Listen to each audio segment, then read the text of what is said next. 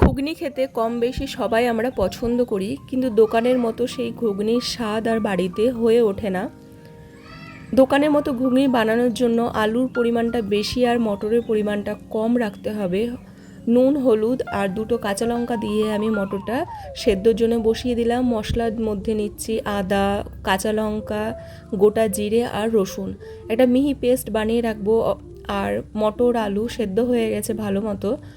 কড়াইয়ে পরিমাণ মতো সর্ষের তেল দিয়ে ফোড়নের জন্য দিয়ে দেবো 2টো তেজপাতা, গোটা জিরে আর একটা শুকনো লঙ্কা।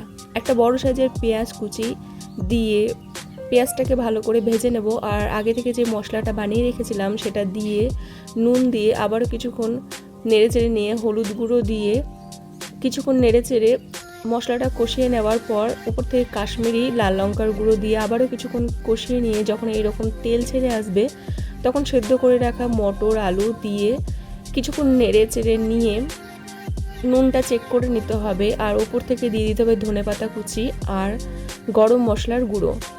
এবারে সব কিছু নেড়েচেড়ে নিয়ে একটা প্লেটে ঘুগনি নামিয়ে দিয়ে দিতে হবে পেঁয়াজ কুচি, ভাজা মশলার গুঁড়ো আর লেবুর রস দিয়ে পরিবেশন করুন। খেতে খুব ভালো লাগে। রেসিপিটা ভালো লাগলে অবশ্যই লাইক করে যাবেন।